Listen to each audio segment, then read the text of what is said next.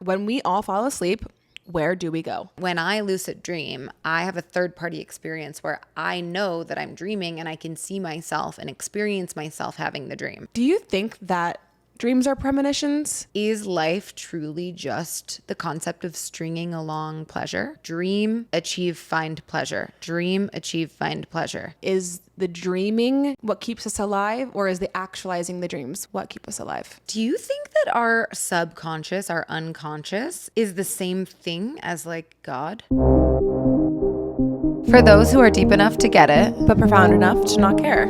you're listening to Consciously Unconscious.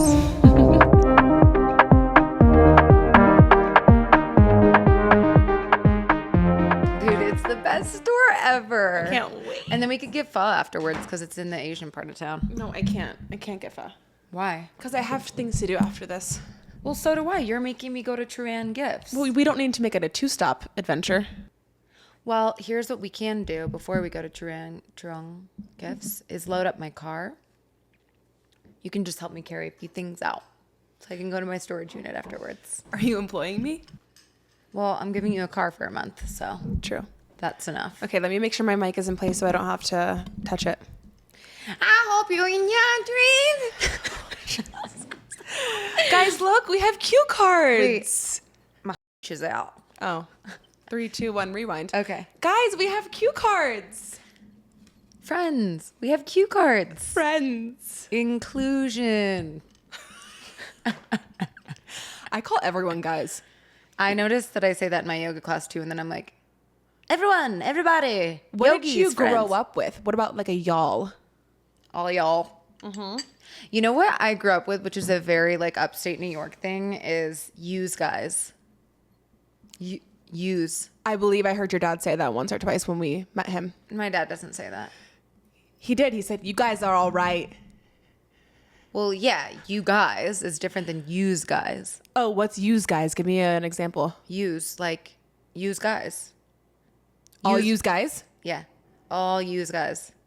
All you guys, all use, I'm getting confused. Yeah, drop it. Forget Yeah. it. It's not inclusive. Welcome back to the podcast. I'm Amanda. I'm Jessa. We got a comment recently on our Instagram that said Amanda gives golden retriever and Jessa gives black cat. And I think that is ever apparent and continues to ring true. Yeah, it is. We can flip flop back and forth, but I'm pretty black cat energy. You're pretty golden retriever through and through. Yeah. But what does that mean? Like, let's break that down a little further. Black cat is like serious, dry, unpredictable. I also think a little unapproachable in a way. Oh. Because you're just not tap dancing vibe. Right. And you're dancing. You're tapping. Twerking. Tapping away. Yeah. Yeah, golden retriever energy is a little bit more like light, bright, funny, approachable, airy, laughy. I think airy is a good word. Laughy is good. Yeah, it's good for that. Yeah. Yeah. But I think it's a good balance. Rare. Sun and moon. You're wolfing. I'm raring. Oh, true. I'm... Oh. That is not golden retriever. That's not. I think I just had an intrusive thought. I don't know. Did you know that I'm going to have a dog soon? Can you believe Oh that? my God, you scared me. I was like, no, you're not getting it. I thought I had to talk you out of another like impulsive behavior. No, but isn't that crazy? Like I'm coming into a dog. Just like people come into money, I'm coming into a dog. You're inheriting a dog. I'm inheriting a dog. I'm going to be a mama. Yeah, you're a stepmom. You're not a stepmom. You're the mom that stepped up. Thank you. I don't accept the title stepmom. No, I'm mama. So what we're talking about is Zeus has a dog. Yeah. And She's so cute. she's so cute. And Jessa is going to come into being a mommy to a doggy. But this is a perfect segue into talking about our summer and giving people a housekeeping, like an update. What can they expect? Because as you know, we've talked about it before. Jessa is about to embark on a Euro summer. Mm-hmm. Euro girl summer through and through. And I'm going to join her for a week in France, but we have we have a plan. And so maybe we should just break that down for the people listening. Yeah. I've gotten a fair amount of questions of like, what are you going to do about the podcast when you go? And that's a question that we also had to answer that we weren't sure about for a while. And she prevails. Podcast lives on. So right now we're kind of in the process of batching a bunch of episodes and recording multiple times a week, kind of putting some things away for you guys so that we can release them in a timely manner when we're in the ether of traveling. And then when we meet each other in France, we're definitely going to have to whip out the mics and do a France Diaries, which will be so fun because it'll just be us smoking hand-rolled cigarettes with an Aperol Spritz, just talking about whatever we find ourselves talking about. But that'll be a little in-person catch-up. And then, yeah, the rest of the summer will be kind of this like eclectic mix of togetherness, batched episodes, and then potentially a couple virtual renditions of like introductions or something, just so we can stay timely. Perhaps a few solos. We got to do some solos since we started the podcast. Yeah. I've been promising a solo episode, and every time I sit down to do it, I'm just like, it's not the same. No, it's all in good timing. Yeah. Right. Yeah. All in divine timing, divine truth. But I think we are in this energy too. The good thing about a podcast is that it's digital. Like we can use good old technology to be able to help us out when we're not in the same location. And, we're two individuals and we want to be able to explore our growth and our interests while also having this be our togetherness and our hub. And I think it's going to make for some way more interesting conversation as well. Yeah. To get into different environments and have different perspectives and different experiences and getting to inform you guys on what's happening. But I think we both are too feeling this energy of like we said in our one of our episodes before, playing energy. Yeah. We're in this like fuck around summer, yes, lighthearted, have fun, don't take things too seriously vibe. Yeah, it's funny because I don't want to cast spells with my words because we know how powerful they are. Yeah, but moon. Okay, yeah. Moon. But I have been feeling a little stupid recently. Like, how you just go through phases of feeling really knowledgeable, really articulate, really well read, in touch, in tune, like you just are turned on. I have been feeling so stupid recently. Like I can't come up with words. I can't motivate myself to do things. I just want to be like playful and surface level and not profound. And I think that that's been reflected a little bit in our podcasts. And we've actually received some really great feedback that we want to draw some attention to. As we always ask you guys to leave reviews. We get some amazing reviews that we're super grateful for.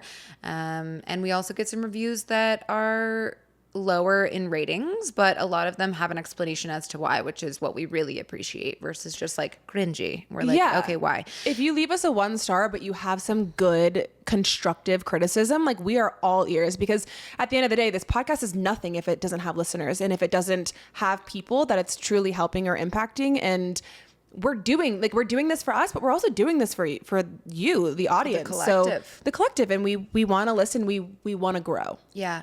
Yeah. And one of our feedback, reviews recently was just talking about how, they enjoy listening to us, but they feel like we don't go as deep as we could on specific topics. They feel like maybe our positions are coming from a white privileged lens without representation or misrepresentation of other minority marginalized groups.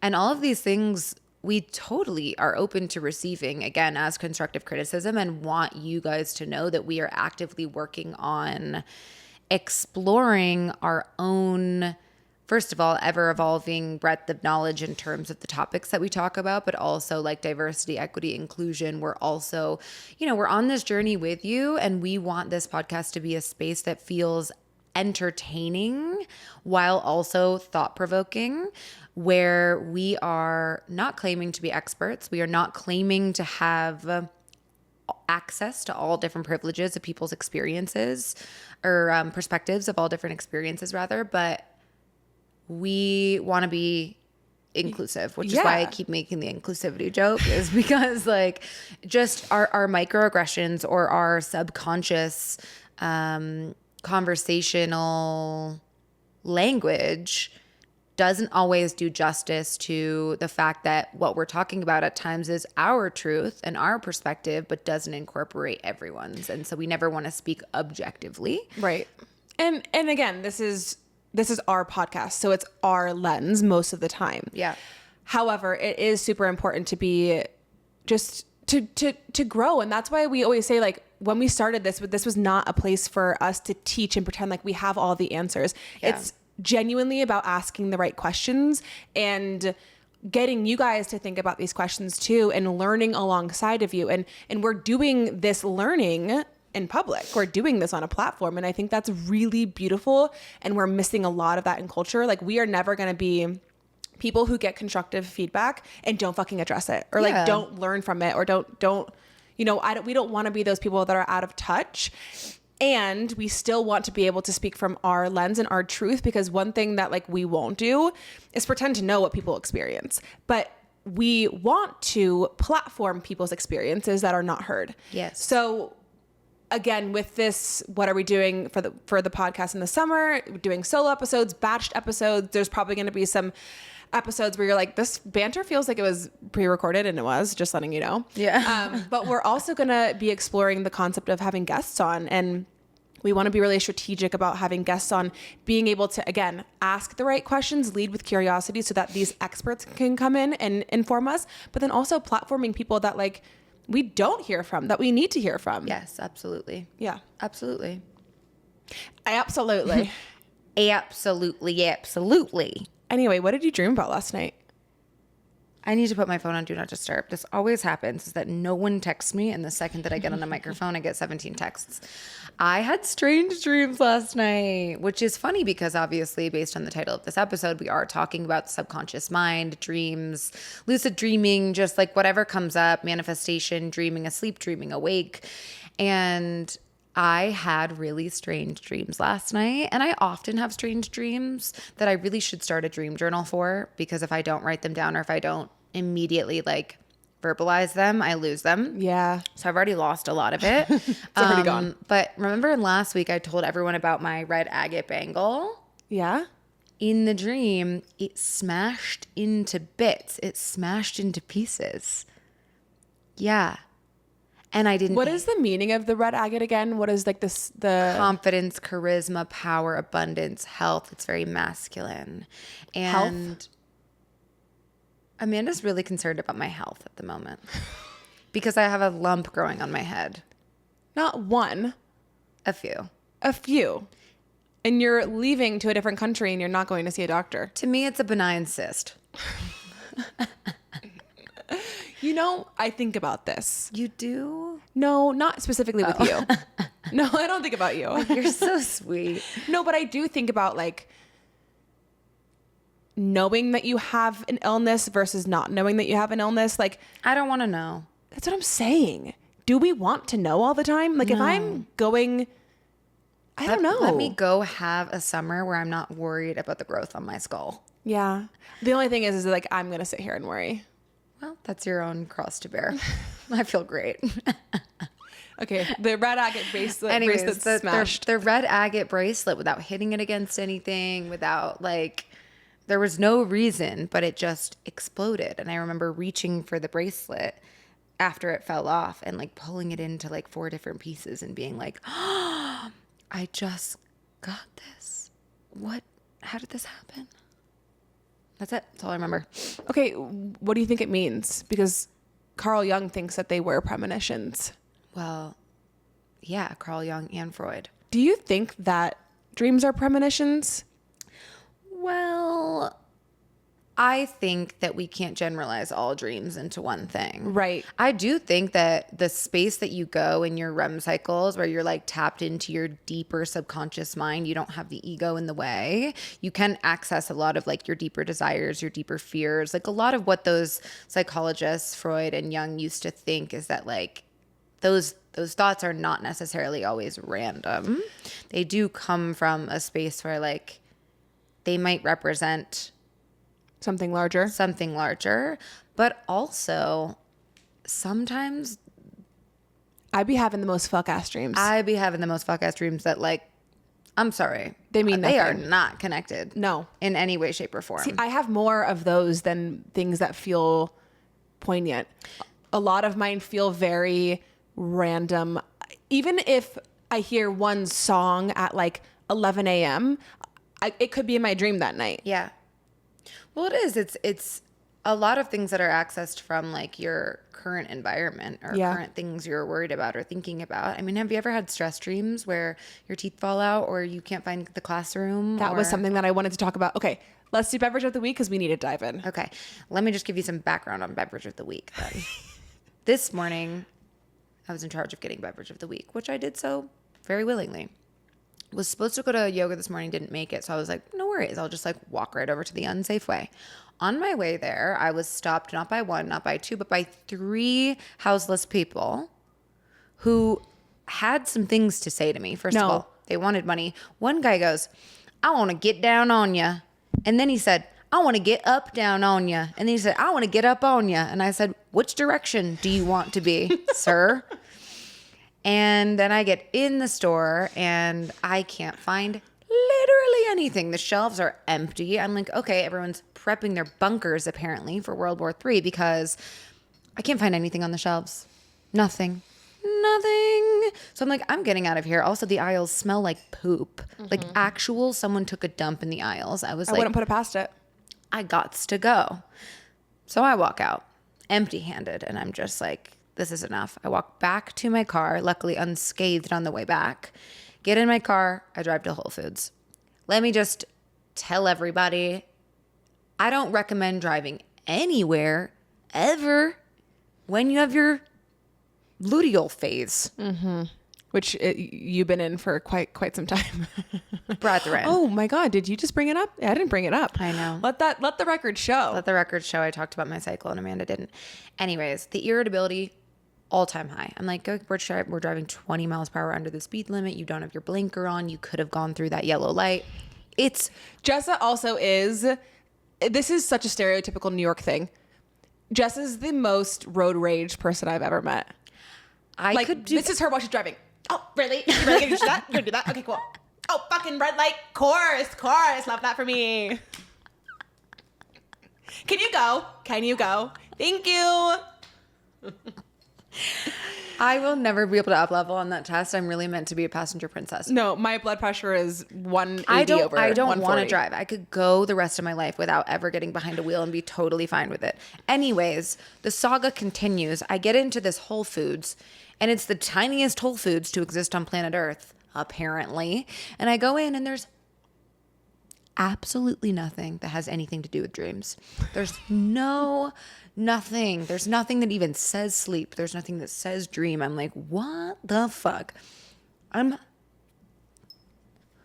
taking laps around this store. I'm like on the track, clockwise, counterclockwise, up and down the aisles. All directions, up, down, up on you. Yeah.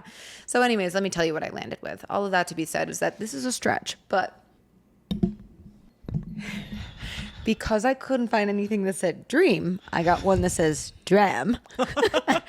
Oh, what did you dram about? I love it. It's lavender and lemon balm, which is Cute. also really calming to the central nervous system and like sleepy deepy. So we're going to drink some drams. One dram. And then it's not a beverage, but we're going to take a little bite of this. Have you ever seen these Good Day chocolates? Yeah, but I didn't know what they are. Yeah, it's a calm supplement to help you relax. I'm a little traumatized by chocolates that have adaptogens infused in them. And then it says, how much calm do you need? If you take 2, you get chill pill.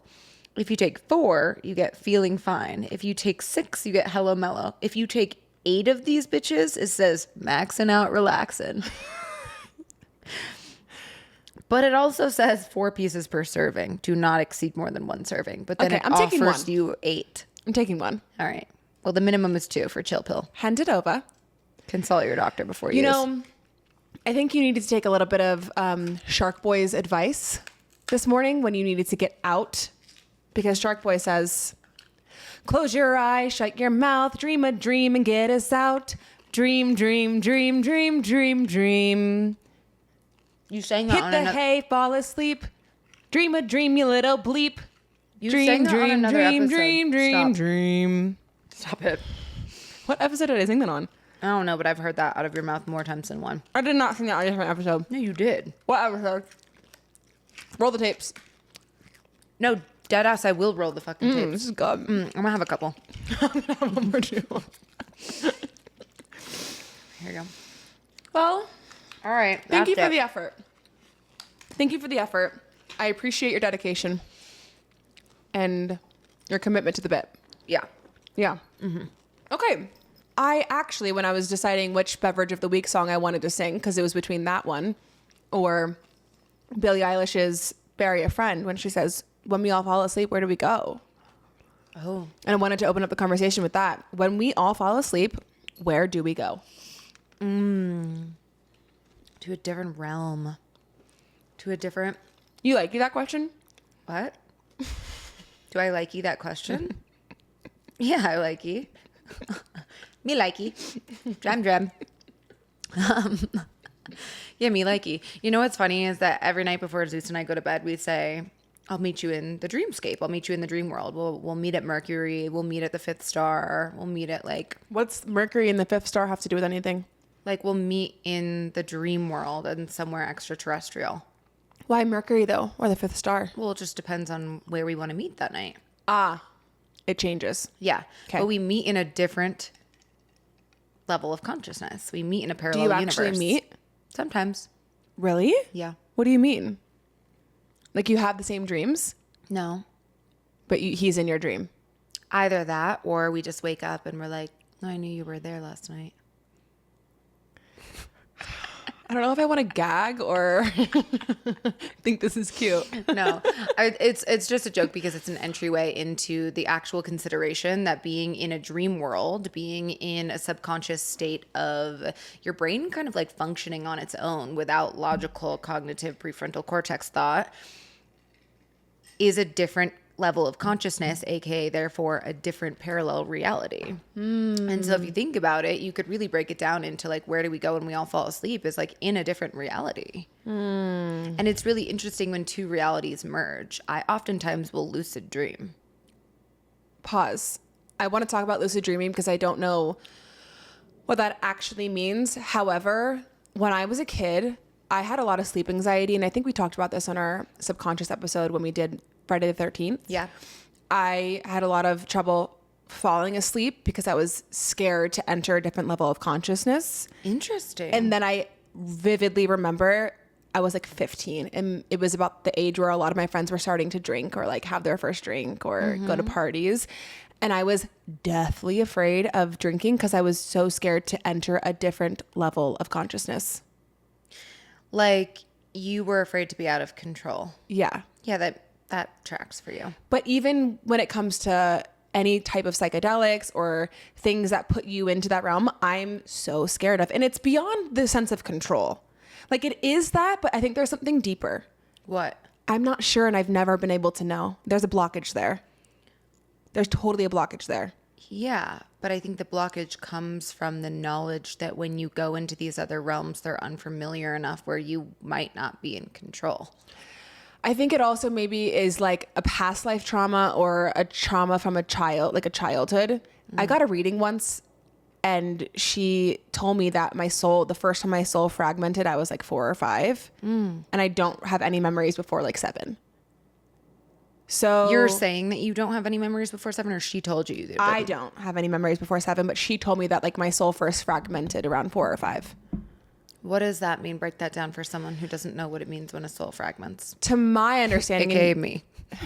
You don't know what that means? Well, I've heard this. Okay, I've okay. heard it, but like, Well, I don't know to my understanding or knowledge of that, it's like the first time that you like abandon yourself, or there's a trauma that happened that forced you to be conditioned in a way, or abandon a part of yourself. And I think a lot of that languaging is used when people have traumas, whether it's big T or little t. And I don't know if that happened, but I do have weird memories of like, am I forgetting something? that's really interesting. You know? Yeah. I was never scared to go to sleep as a child, but my sleeping patterns and my dreams have really changed over the course of my life. Like, I don't think I've ever been scared to go to quote unquote a different realm, a different reality, like the loss of control thing. Like, that's not really ever been a space for me, but I think I've thought further. Like, the more I think about sleep, the more difficult it becomes for me to achieve. Yes. And when you're a child, you're just like tired from the day. You just like go to sleep. I was never one of those kids that like didn't want to go to bed. I was always just like, all right. Like, I would put myself to bed. I'd be like, I'm going to sleep. Bye. Yeah. And immediately, like, I think I would fall asleep in like 15 seconds and just be knocked out. Sometimes I would have nightmares, reoccurring nightmares. But sleep was just like something that you did that was so easy for me. And as I've gotten older, the more that I've had this conception of like how important sleep is and I need it to function, there's more pressure on falling asleep. Totally. And I struggle to fall asleep a Totally. lot. Like, I think we've talked about this in another episode. People are like, oh, let me just take a quick 20-minute nap. I'm like, it takes me 47 minutes to fall asleep. So there's no such thing as a quick nap for me. Yeah. And I think that sometimes, I'm sure that you've experienced this because I feel like it's pretty universal, but when you're laying down to go to bed and you're exhausted, but you're trying to fall asleep, you can't. And then there's a moment of like, I always catch myself and I'm like, I think I was just asleep. I think I just fell asleep. Yeah. And then because I think I just was asleep, I've woken myself back up and then I can't fall back asleep because I'm like, just go back, just close your eyes down. That's the worst. And the pressure that you put on yourself, wanting to look at the clock and see, oh my God, it's 1 a.m., it's 2 a.m., it's 3 a.m. Yeah. That happened to me a lot when I was in high school and then in college. The first time it happened was when I came back I was traveling, I went to Dubai and then I came back and the time change fucked me. That was the first time jet lag. That was the first time I ever heard of like a circadian rhythm. I was like researching like, how do I get out of this sleep anxiety? This jet lag is taking me for a ride. I came back. I didn't sleep for 3 days. Literally did not sleep for 3 days. I was so... What happened to you when you didn't sleep for 3 days? Were you hallucinating? I was so out of it. I was not hallucinating, but I wasn't able to go to school. I remember I went to school and had a panic attack. And you know, this is also why I think something happened as a kid. Not to like literally sit here and say like something happened to me, but like I'm not trying to... Dude, I'm gonna eat 8 of these. No, you're not. Yeah, I'm maxing out relax. But when it goes back to the control thing, I do have a problem with control. However, I think it stems from this feeling of having to be alert. Like, I think I have like a fight or flight response sometimes when it comes to falling asleep, where like, I don't want to go to bed because what if something happens? Yeah, deep-rooted fear. And I don't know if it's from a past life or something that happened when I was like young. Do you listen to meditations before you go to sleep? No. Okay. I have one that I will recommend to everyone because we don't gatekeep. They don't gatekeep here. It's on Insight Timer, which is one of my favorite things, along with the app Waking Up that we've talked about before. But Insight Timer to me has really great sleep meditations. There's a woman called Jennifer Piercy. Her voice is everything. And she has a meditation called Intuitive Rest. And basically the meditation talks about how the part of sleep that is the most beautiful, the part of rest that is the most beautiful, is the fact that you have access to this whole other realm of intuition. And so she sets you up to like get really comfortable in your bed. And basically in the beginning, she's just telling you like how sacred it is to rest. And it doesn't matter if you stay awake. It doesn't matter if you stay asleep. Like, she takes the pressure right off of you of being like, okay, this meditation is going to put me to bed. I always will fall asleep. I don't think I've ever finished it. I think it's 35 minutes long. I will always fall asleep at like the 15 to 25 minute mark, because what she does such a great job at is just telling you like, just breathe, just rest. Yeah. Like, you're just listening to her voice. There's no pressure. If you fall asleep, great. If you don't, great. But she talks about this like inner realm of cultivating intuition while you rest, and of healing and of recharging. It's just really, it's so beautiful. Interesting, because I do think that there are people out there who listen to things as they fall asleep. All right, fuck it. Yeah. All right, we're calm as fuck. Dude, if you listen to TV when you fall asleep, I used to fall asleep every single night in high school to TV. To a TV. And you know what? I would wake up at 3 a.m. Listen to the plot line. I would wake up at 3 a.m. to George Lopez being on my TV. That is going to be a past life trauma for after you die, for the next person that you reincarnate as. But that's the thing. Like, you are actively programming. Yeah. Low rider. That should have been the Bev of the Week song. Yeah. You are actively programming your subconscious when you're listening to things as you fall asleep, I believe. Totally. Because when you go to bed, when you fall asleep, where do you go? What's the brain doing? You're entering your sleep cycles, but is it your unconscious mind? I think that you bypass the ego. You bypass your conscious mind because there's no stimuli that you're presented with to make decisions based off of. In your waking life, you're consistently faced with stimuli that you have to like react to. When you're sleeping or resting or laying down in bed, there's no stimuli, which is why a TV would be something stimulating to your brain, even if you don't realize it, because you're processing information. But if it's like a silent, dark room, you're basically depriving yourself of things to like consciously take in. Yeah. So I would say that you're closer to your subconscious, like deeper mind. Yeah. Your thoughts that you can't access during daytime. Yeah.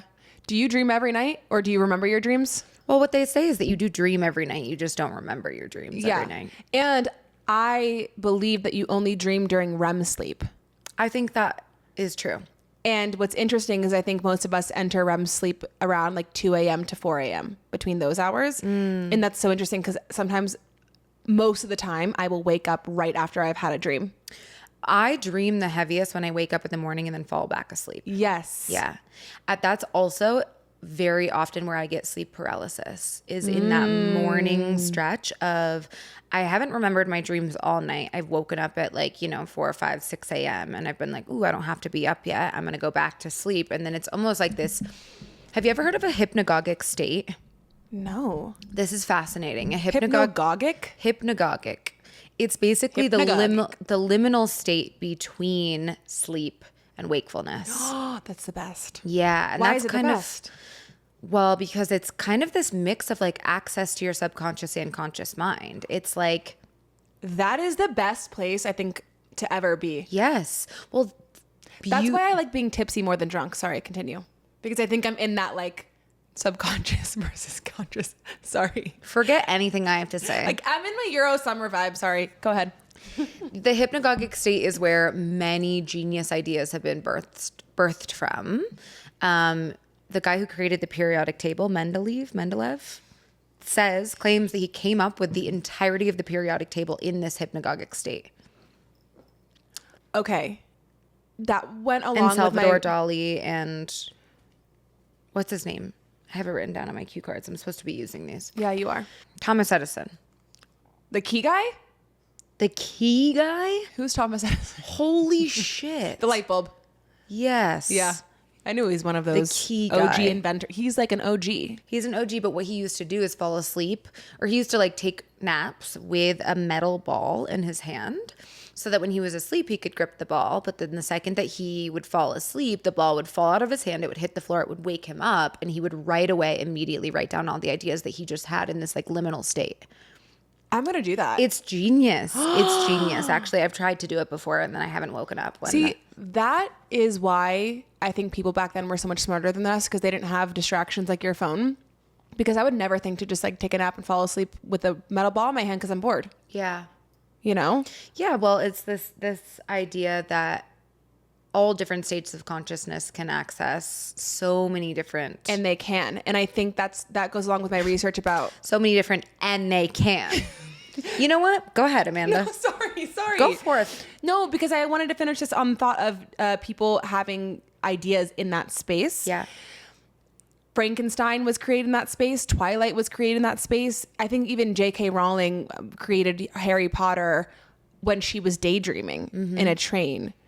And I think that it's just so fascinating that a lot of creativity comes from those places, but we don't make space for those places. Yeah, I think something also really interesting that kind of goes to this idea of creativity or like downloading this information is that it's also a space to access the collective unconscious. Talk about that. The collective unconscious is a space where there's some red string, there's some red thread of everyone's experience as a human, or kind of this idea of like downloading collective thoughts from God, source, divine. Go. Who is this? Who did this theory? Carl Jung. Okay. Me. Carl Jung. Yeah, he believed that dreams serve as a bridge between the conscious and unconscious mind, aiding in personal development, self-realization. Also that dreams tap into the collective unconscious, a reservoir of shared experiences and archetypes. So essentially like bringing through information that might not be your ideas. It's like access to a larger pool of consciousness and thought that you can pull from. Kind of like on our episode that we did with Sarah Smith from Ron Babelias, she talked about this book that she was reading. We'll link it in the show notes below because I forget the name, of people having these artistic ideas, these concepts that are kind of like downloaded from the collective, which is why a lot of people copy each other, or a lot of people come up with the same concepts without even knowing, is because it wasn't necessarily your novel idea. It came from a space that other people can access as well and pull from. Yeah, it's the concept too of no idea is original.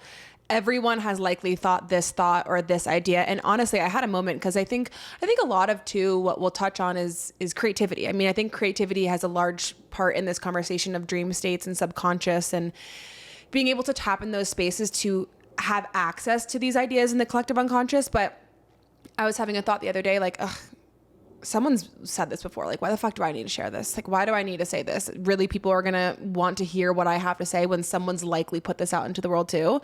But it hasn't come from your expression, from your lived experience, from your subconscious in the way that you can say it. I mean, I think that it's going to land for everyone so differently, being heard in so many different ways. But I do think that's fascinating, the concept of like Beethoven.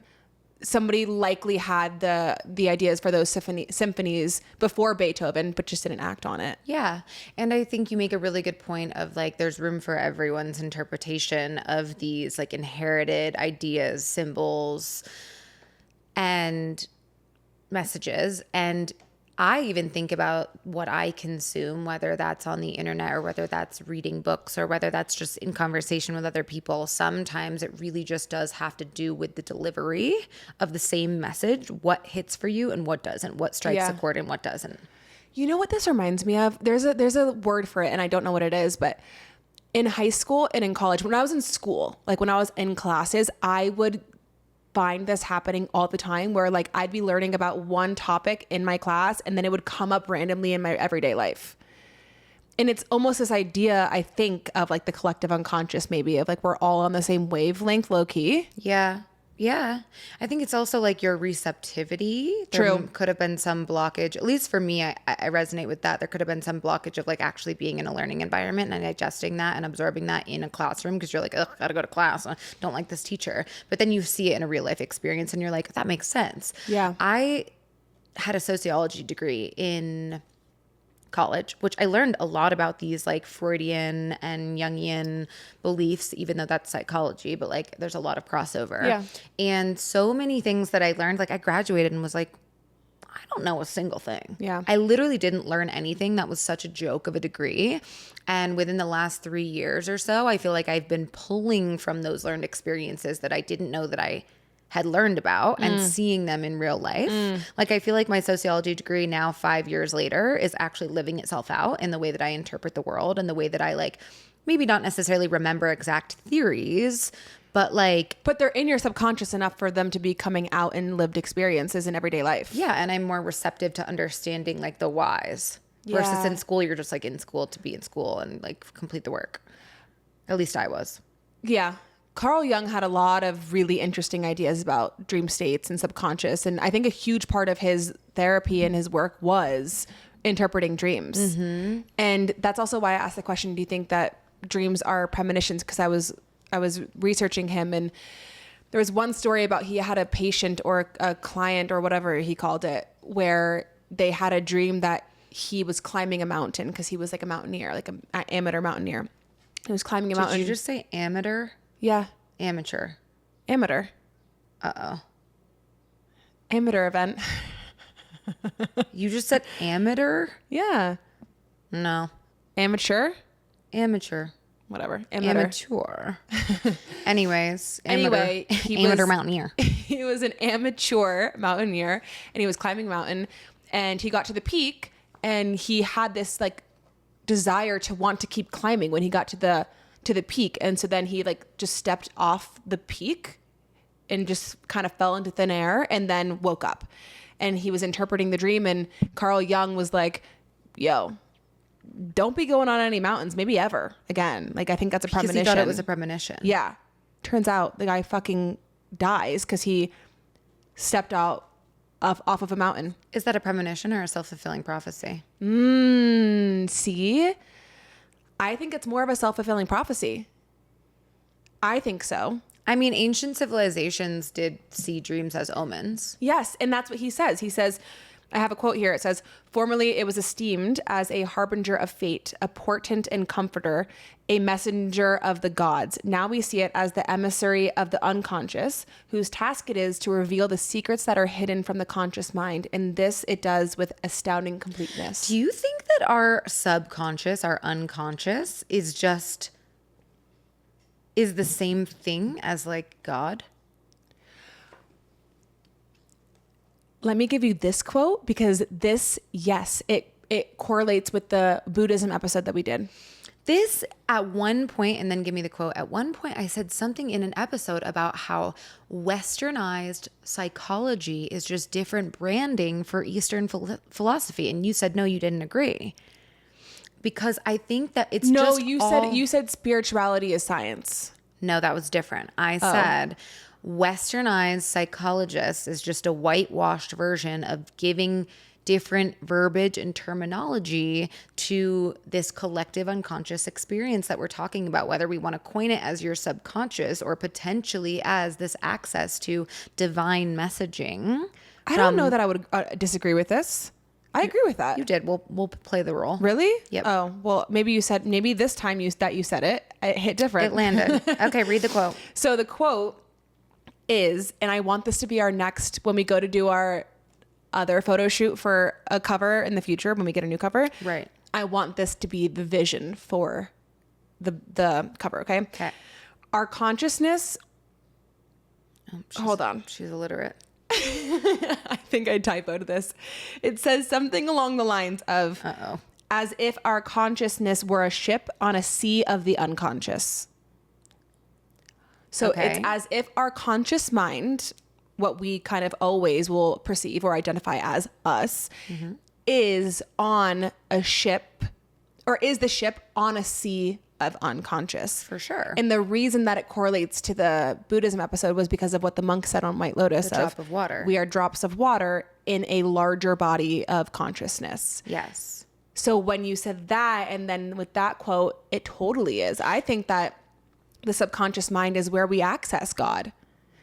Yeah, but like, is it? I think to me, my belief system, maybe I'm just coming to this as a live realization, is that like we all are God. For sure. Source, universal consciousness, whatever you want to call it. We all are that. There's not a way to like fragment that and put God as someone else outside of ourselves in my belief system. I understand that other people experience it differently and you're entitled to your own beliefs. But with that perspective, doesn't that just make your subconscious, your inaccessible parts with your conscious mind, that representation of God? Like that's maybe like the godly part of you is your subconscious. I 1000% agree. And I think maybe this is why I've never taken to religion, is because I think religion, organized religion, is very conscious. It's all about the consciousness of things. Versus I feel that I can connect to divinity by accessing my subconscious. Well, it's interesting too, because a lot of fate, destiny, belief is passive. It's trusting in the co-creation. It's trusting that someone else has something laid out for you, or that your path is destined and divine. And dreams and your subconscious are quite passive. Mm-hmm. You don't control them. No. But you can feed them. Can you though? I don't know if I can really feed Based mine. on your stimuli. True. Going back to the collective unconscious of this pool of ideas that we can access, I also think that this is why we have so many different religions that are basically saying similar things. Well, yeah. I mean, it's the reason why before we had technology and before we knew what somebody across the world was thinking or believing or saying, dude, we feel this exact same way. Have you ever heard of the gnome theory? No. I have to look it up really quick because I don't want to fuck this up because it's super interesting. But it's essentially this concept of like the creation of gnomes and these like little small mythical figures and creatures being found all over the world before access to connection to any parts of the world. Gnome theory. Gnome. Maybe we should just start calling our trolls gnomes. Yeah, I've been calling all of our trolls hobbits. Yeah. Okay, I'm really having a hard time finding it, so I'll bring this up on a different episode. But it goes back to this idea of the collective unconscious, of how these mythical creatures, these little gnome-like beings, were thought of and downloaded by people all over the world and represented extremely similarly in physicality and aesthetics before even the potential of anyone knowing about the other person having the same idea. And so like these gnome-like mythical creatures are the perfect example of these symbols, these objects, these visions being downloaded to us from a place that we can all access. I just got chills because one of the most alarming things is when you dream something that is so fucking seemingly like arbitrary and just like, what the fuck? But later you're like, wait, does that kind of mean something? Like, did that mean something? And so I think what's important to realize is that dreams are messengers, but they communicate in symbols, not language. So the reason I got... You don't hear language in your dreams? You don't hear words? No. Oh my God, wait, I'm just realizing I don't. I hear words and conversations in my dreams, which is funny because people will say when you know you're fluent in another language is when you start dreaming in that language. Yes. But you don't hear words. Are you dreaming in Greek yet? Yeah, basically. No, I don't think I hear words. And if I do, I don't remember them, but I do read words. Like in your the dreams? Labubus crack. Yeah. We talked about this on another episode. I've been obsessed with Labubus and weird K-pop creatures. And after telling Amanda about it, she had a very specific dream to report afterwards. Yeah, I did. It's on another episode. You can go listen to it. However, what I find really interesting about this is that if messages and dreams are communicated through symbols and we have evidence of ideas being brought into the world that come from people's minds, but they're not connected and there's no way they could have inspired each other. Physically in the tangible world, yeah. Are dreams the same thing as downloads? Yeah. I mean, in certain cases, yeah, absolutely. Which is interesting because the languaging that I always think about downloads, I'm receiving downloads. Where am I receiving them from? God, divinity. The collective unconscious. So maybe it is. I think there's a difference too between the collective unconscious and your personal unconscious. Your personal unconscious is caused, you do have a personal experiential unconscious, subconscious, based on your own experiences in life. Absolutely. Maybe it's just like an inlet in the larger sea. Yeah, maybe it's just like a little branch under the umbrella of unconscious. Yeah. I think downloads, okay, well, we also have to talk about the fact that you can dream when you're awake too. Daydreaming. I want to talk about this. I have some interesting studies. Okay. You continue though. Well, I would just like to make the distinction that the dreaming that we've been talking about up to this point in the episode has been when you fall asleep, when you go to bed. Yeah. When you are really, truly not in a conscious state of mind. One thing we didn't circle back on is lucid dreaming. I want you to finish that before we get into this because it wraps up the falling asleep. Well, this is the perfect place to put it in because there's also a state of conscious dreaming, visioning, manifestation, daydreaming, being in a space where you are dreaming while awake. A lucid dream is really interesting because it's a dream where you are conscious that you are within a dream. So when I lucid dream, I have a third party experience where I know that I'm dreaming and I can see myself and experience myself having the dream. Can you control what's happening in it? Some people can. I feel very passive and that I know that I'm in it and I know that it's a dream, but I'm still not able to like control what's happening. Why? What's happening with that? I have no idea. It's really strange.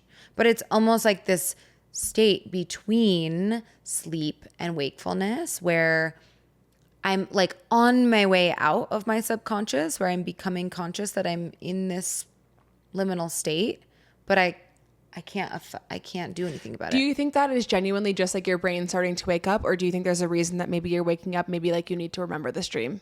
I don't know how to answer that question. It's interesting though. It's kind of a weird place to be. And I've never had the sensation of being stuck. I think some people lucid dream and they're like, wake up. I don't want to be here anymore. Paralysis too? Well, sleep paralysis, yeah. Sleep paralysis is scary for me. Sleep paralysis happens in the morning when I wake up and fall back asleep. Sleep paralysis is very physical for me. A lot of people see it as like demons or creatures in their room, like very visual. For me, it's very physical and auditory. And I get stuck in my body. Like I feel like I'm awake, but my body is paralyzed. That's what it is. Like my mind wakes up before my body, basically. And so I can tell myself, and I can never tell if my eyes are open or closed because I feel like I can see my room, but I think they're closed. So do you feel like you are just like an orb of consciousness? Is that like maybe the closest you felt to like... I think maybe if I was calmer about it, I could access that, but it's a little scary when I get stuck that I'm not able to like do anything. How do you get out? I don't know. I remember I used to go like this to wake myself up. I used to squeeze my fists as tight as I could to like wake myself up. If I felt like I was in, this is like a young memory. If I felt like I was like kind of in that weird lucid paralysis state, is that I would like squeeze my hands together to wake myself up. But in the sleep paralysis, like I could be laying there just completely still and it's almost like my mind can tell my left arm to move and my body to move and I can like kind of feel it's moving, but then I also know that hasn't moved. Does that make sense? Yeah. That makes me feel like you're truly in like that witness consciousness place. It's really weird. It's a little out of body, even though you're stuck in your body. Yeah. Anyway, you can move on to daydreaming because I think that daydreaming is really interesting. Mm-hmm. And there's this study, I found this study. I'll put the website below, but it's an MIT Press article, and they talk about essentially the concept of, is daydreaming good or bad? Is it a good thing or is it a bad thing? Does it make us happy or does it make us more unhappy? And it's an interesting thing to dig into because we spend 47% of our time awake daydreaming. Is that the stat? 47%? That's the stat. 40%. 47% of the time that we spend awake is daydreaming. Let's define daydreaming. The way that they defined it on the MIT Press was your mind wandering. Wandering from the present moment. From the present moment, mostly into personal auditing. Like a lot of daydreaming is and can be envisioning trips, brainstorming or romanticizing your future. Planning future. Or it could also be running through your personal to-do list of like, while you're trying to work, you're also thinking about the fact that you have to run to the grocery store or you need to go work out or you need to do all these things. So it's the concept of like losing your concentration because your mind is wandering to something else and it's your subconscious mind kind of coming in. Isn't that so fascinating how many things our mind can focus on at once? Yeah, but I think that's why I need to have music or TV in the background to help me concentrate on one thing. I have been in many meditative scenarios or walking where I am counting and I'm thinking about something at the same time that I'm counting and I'm not losing track of the counting, but the counting is supposed to keep me present in like 1, 2, but like I'm still able to count at the same time that I am letting my mind wander away. Isn't that strange? I can't do that. No? Counting is something that I will lose track of. I can't. Or whether it's counting or just inhale, exhale, inhale, exhale. I can have that playing on a track at the same time that other thoughts are playing on a track. I mean, it's the true definition of like multitasking. Yeah. And it's weird how you can be present and daydreaming at the same time. Yeah. I think so there's a quote. It says, from the MIT Press website, the neural activity that can be observed when you are daydreaming is very similar to that found in the default network, a network of regions in the brain that are active during periods of rest. This is a brain state in which you are not actively performing any task. In other words, when your working memory is empty. So AKA what happens during concentration, but it is interesting that like you can concentrate on different things. Yeah, one pointed focus. Yeah. What's really interesting, though, is that there was a Harvard study. They basically created an app where they tracked how many times people were daydreaming or caught themselves daydreaming. And it says, I need like a shock collar for how many times a day right? I daydream. That honestly, 250,000 measurements from more than 2,000 individuals, finding that 47% of their day is spent daydreaming instead of working on tasks. They were then asked if these thoughts were happy, neutral, or unpleasant thoughts. And participants said that they were significantly unhappier when they were daydreaming. Interesting. Yeah. And then it also says like happiness is a relative concept. It's kind of hard to measure because that means different things for different people. I wonder though if it's not necessarily unhappy while you are daydreaming. It's the unhappiness that comes when you return from your daydream to something you don't yet have. So the daydreaming about the future, I can't wait to go on vacation to Greece. I can't wait to do this. I'm daydreaming. Oh, it's going to be so good to have the Aperol spritz in my... And then I'm happy, do. And then I come back and I'm like, but fuck, I got to finish work first. And I don't have to... Like, that's the unhappiness, is the return from the daydream. Realizing you don't have what you want. I think it's the disconnect between taking action on the daydream and just the daydream. We're reading The Alchemist right now for May. We're going to do an episode soon on it, breaking it down. And I'm about halfway through. And this stat made me realize something that was in The Alchemist. Another quote. Let me get my cue cards out. I love that she has cue cards.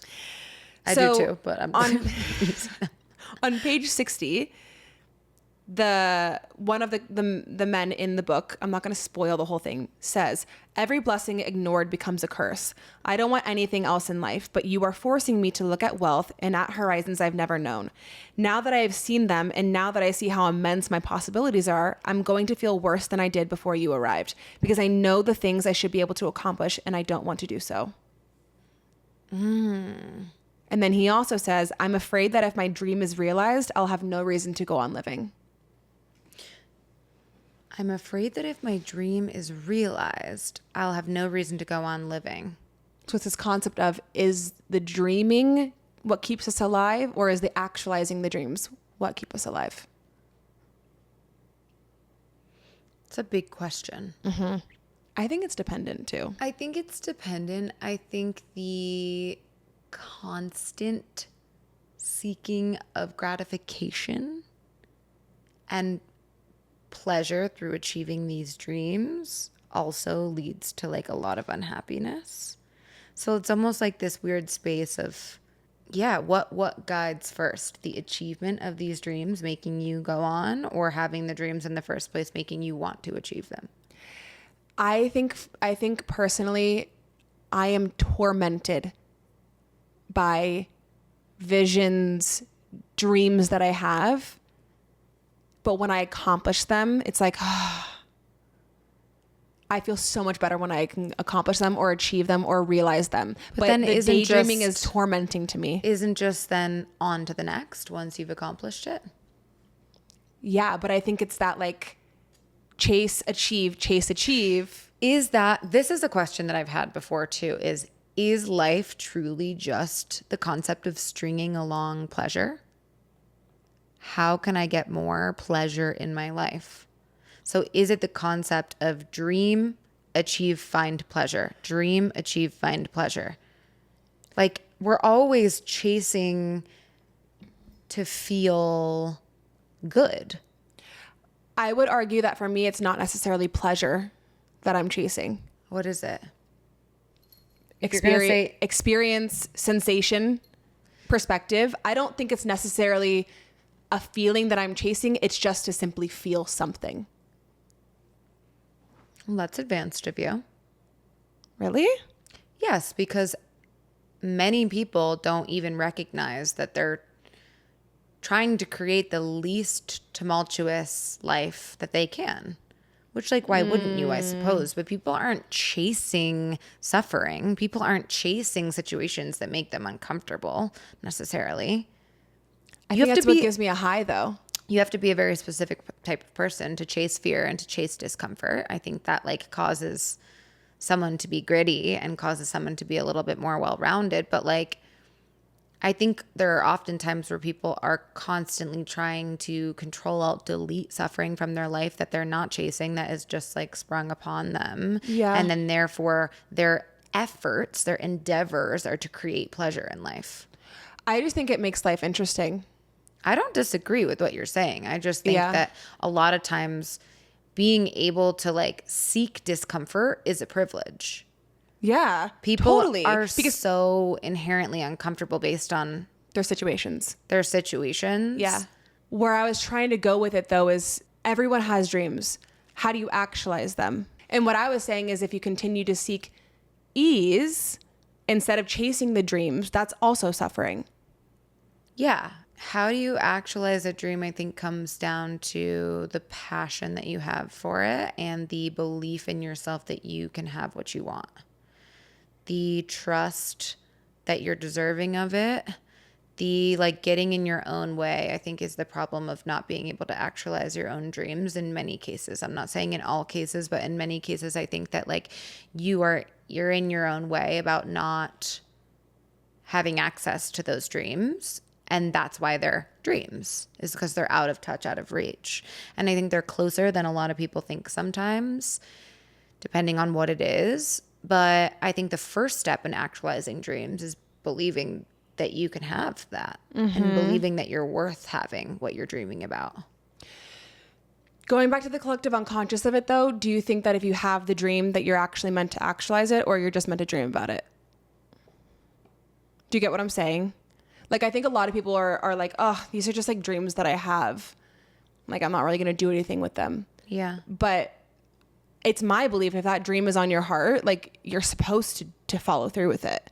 That's why I think for me, even with things that are like short-lived dreams, I've always gone after them and tried to pursue them. Yeah. Because even if I fail, because I'm like, I'm going to regret not doing this if I don't and seeing it through. And if I have it, I must go forth, you know? Yeah, I think it has to do with receptivity, that everything is a message for you. Everything can be a sign and a symbol if you want it to be.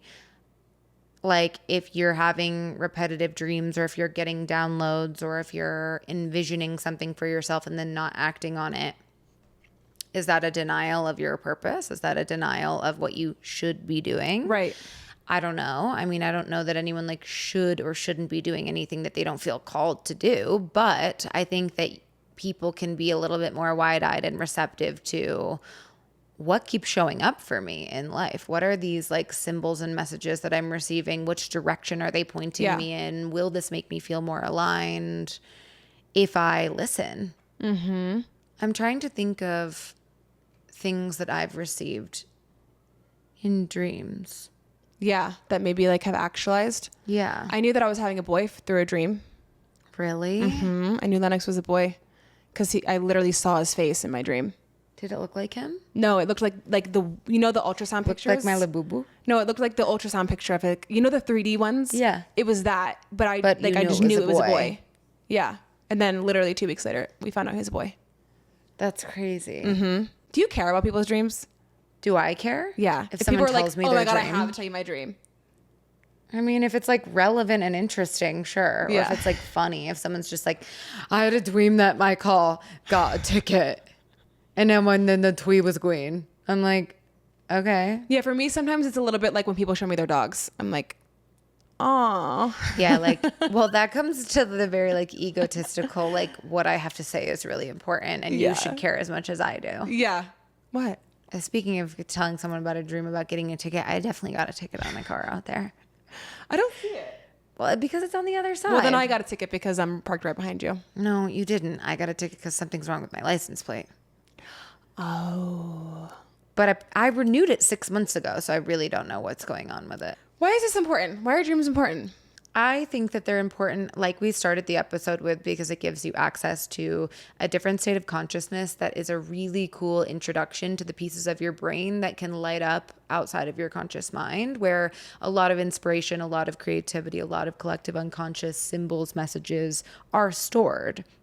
And so if you're someone who's interested in consuming books, consuming media, painting, like, you know, finding all these different outlets and avenues to like discover yourself more, to find more knowledge, to be curious.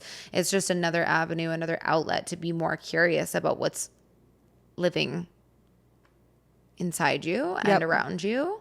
It's just another access point. Mm-hmm. I agree.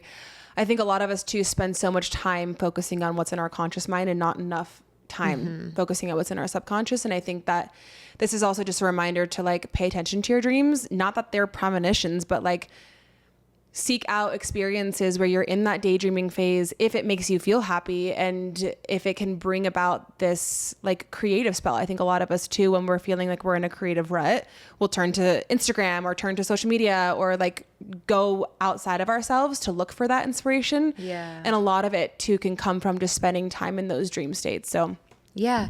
And getting out of this non-linear thinking. yes.